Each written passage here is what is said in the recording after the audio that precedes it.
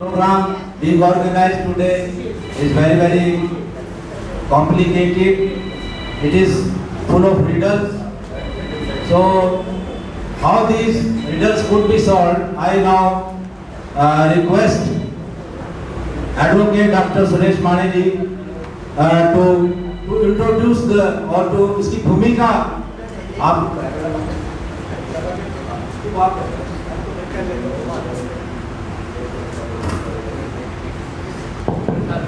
थोड़ा इंटरफेरेंस करना पड़ रहा। वैसे प्रेसिडेंट को हमेशा इंटरफेरेंस करना पड़ता है जब सरकार ठीक नहीं चलती है तो। अब जो प्रेसिडेंट नहीं करता है वो साला कमीना और नालायक होता है। अगर ये कहे तो मुंबई को गलत भी नहीं होगा।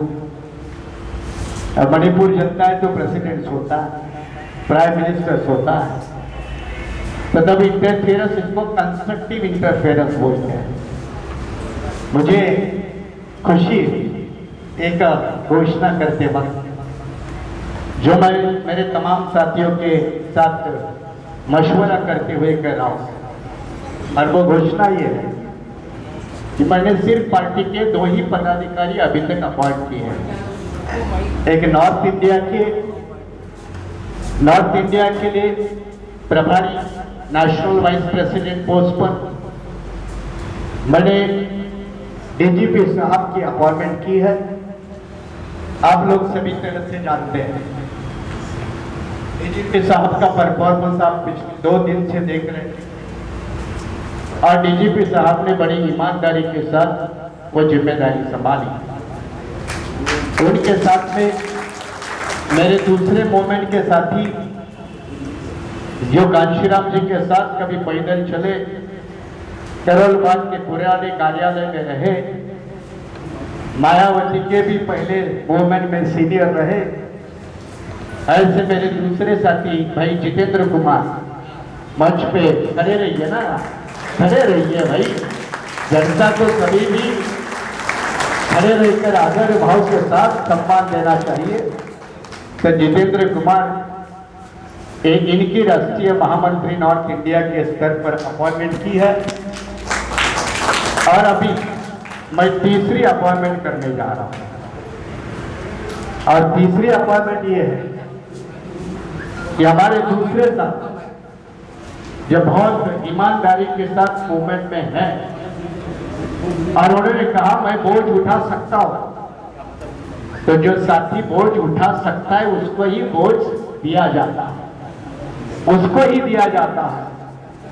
तो ऐसा ही बोझ एक साथियों को हम दे रहे हैं, जिम्मेदारी दे, और वो है हमारे साथी दिल्ली प्रदेश के मिस्टर प्रभाकर। प्रभाकर जी के रिक्वेस्ट है कि वो सामने आए, और इसके आगे दिल्ली स्टेट के प्रेसिडेंट प्रभाकर रहेंगे। दिल्ली स्टेट पोस्ट पर प्रभाकर जी की अपॉइंटमेंट की जाती है। जोरदार तालियों के साथ उनका स्वागत करें। इसी के साथ अपने मंच पर तबीयत ठीक होने के बावजूद भी, कल भी थे, हमेशा रहते, आज भी पहुंचे हैं, इंडियन नेशनल लीग जो केरला की बड़ी पार्टी है, जिस पार्टी के एक एमपी भी है, एमएलए भी है, और एक केरला कम्युनिस्ट पार्टी के सरकार में एक मिनिस्टर भी है, उस पार्टी के राष्ट्रीय अध्यक्ष प्रोफेसर सुलेमान जी, जोरदार तालियों के साथ उनका स्वागत करें। और रमेश पाटिल पार्टी के दूसरे वाइस प्रेसिडेंट, उनसे दरखास्त करता हूं कि सुलेमान जी का आज के प्रोग्राम में उनको फिर एक दूसरी किताब इस उम्र में भी पढ़ने की जरूरत है, इस बात को ध्यान में रखकर उनको अर्पित कर रहे हैं। इसी के साथ इस मंच पर कल पहली बार आए थे, कल का प्रोग्राम देखकर उन्होंने कहा कि मैं कल भी आऊंगा, मतलब आज भी आऊंगा। उम्र का कोई तकादा नहीं होता। पहुंचे, उत्तर प्रदेश से चलकर आए एक्स मेंबर ऑफ पार्लियामेंट, पूर्व सांसद राम बख्श वर्मा जी, इनका भी जोरदार तालियों के साथ स्वागत करें और उनको भी पार्टी के महामंत्री एडवोकेट दिनेश राजभर जी, उनको भी एक खिताब और उनको पार्टी का स्टार पैदा कर उनका स्वागत करने जा रहे हैं रामबख्श वर्मा जी।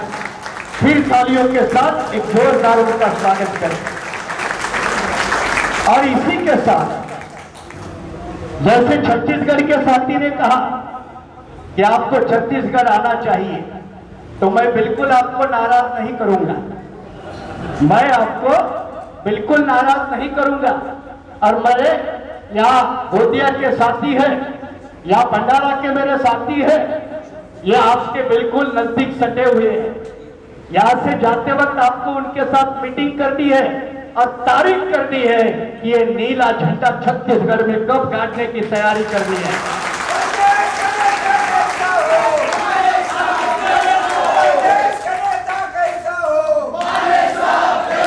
तो एक प्रोग्राम में से दूसरा प्रोग्राम तैयार होना चाहिए। तो इसलिए हमारे डॉक्टर रामलाल जी से आपको गुजारिश करने की जरूरत नहीं है, विनती करने की जरूरत नहीं है। ये बाबा साहब के बंदे होने के नाते हमारा यह फर्ज बनता है और ये फर्ज हम अदा करने में किसी भी कीमत पर पीछे नहीं रहेंगे। और इसी के साथ जिनकी आज नियुक्ति किए हैं दिल्ली प्रदेश बीआरएसपी के अध्यक्ष पद पर, हम कोई अपॉइंटमेंट चुपके से नहीं करते, प्राइवेट डील करके तूफानजी नहीं करते। हम भले बीएसपी के बंदे हैं लेकिन मायावती के बंदे नहीं है। आप समझ गए मैं क्या कह रहा हूं। और इसीलिए बीएसपी का हर काम ओपन होता है, ट्रांसपेरेंट होता है, अकाउंटेबल होता है। And therefore, in front of all of you, even Prabhakar was not knowing that we are going to appoint him. He was not knowing. But I have given a hint that you will have to shoulder a prime responsibility to shoulder the BRSP in Delhi Pradesh. And he said, whatever the responsibility that will be given, I will see that I will perform to the fullest sense of the term, and which he accepted. इसके लिए पृथ्वीराज जी का भी और उनका भी तालियां बजाकर शुक्रिया अदा करें। और इसी के साथ प्रभार जी के 2 मिनट के लिए मैं अपनी बात रखने को कहता हूं। इसके बाद में हमारे रमेश पाटिल पार्टी के दूसरे प्रोग्राम का प्रस्तावित करेंगे। फिर उसके बाद मैं 10 मिनट में पार्टी की इस कॉन्फ्रेंस की भूमिका रखूंगा। उसके बाद में हमारे लीडर भाई फिरमावलन, he will inaugurate the conference in a formal manner. Thereafter, our Ravi Kumar will speak again for some time, and then the other speakers will follow, and the whole proceeding will go on until 5 p.m. Like yesterday, Jantar Mandir police were surprised that we ended at 6 o'clock. We started at 11 o'clock. We finished at 6 o'clock. The Jantar Mandir police said, nobody comes here for so long time. How you people are sitting here? Anybody comes here for 2-3 hours, make drama here and there, and they go. But you people are comforting sitting here. I said, this is our mother father's land. Therefore, we are comfortably sitting here. And we have every right. When some people are sitting inside the parliament, we have a right to sit outside the parliament. Till and until we are not in a position to go inside, we should be capable to sit outside. तो आपने बैठ लिया, तो इसीलिए कल भी 6 बजे तक चले, आज भी 5 बजे तक चलेगा।